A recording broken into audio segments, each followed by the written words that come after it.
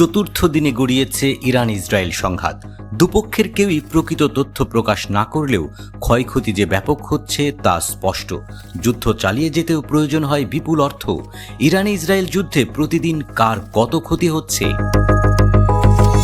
ইসরায়েলের এক সাবেক জ্যেষ্ঠ প্রতিরক্ষা কর্মকর্তা স্থানীয় একটি গণমাধ্যমকে জানান, চলমান সামরিক উত্তেজনার মধ্যে ইসরায়েলের প্রতিদিন প্রত্যক্ষ সামরিক ব্যয় প্রায় $725 মিলিয়ন। এর মধ্যে অর্ধেক ব্যয় হয় আক্রমণাত্মক অভিযানে, যেমন বিমান হামলা ও গোলাবারুদের ব্যবহার।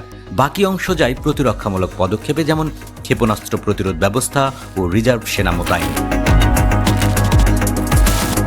চলতি বছরের জানুয়ারিতে ইসরায়েলি পত্রিকা ইয়েদিউত অহরনোতে প্রকাশিত একটি প্রতিবেদনে বলা হয়, গাজায় ইসরায়েলের যুদ্ধের খরচ $42 বিলিয়ন পৌঁছেছে, যা প্রতিদিন গড়ে $8,38,00,000।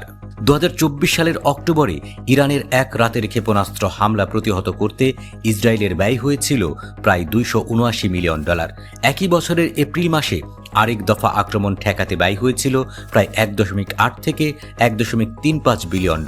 এছাড়া গাজা ও লেবাননের সঙ্গে চলমান সংঘর্ষে ইসরায়েলের প্রতিদিনের গড় ব্যয় $133 মিলিয়ন পর্যন্ত পৌঁছেছে।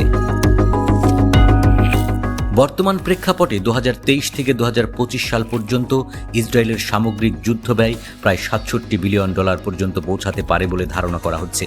এই তথ্যগুলো থেকে একটি বিষয় স্পষ্ট, ইরান যদি একাধিক ফ্রন্টে আরও বিস্তৃত আক্রমণ চালায়, তাহলে ইসরায়েলের জন্য প্রতিদিনকার ব্যয় কয়েক গুণ বেড়ে যাওয়ার ঝুঁকি রয়েছে। অন্যদিকে ইরানের দৈনিক সামরিক ব্যয়ের পরিসংখ্যান তুলনামূলকভাবে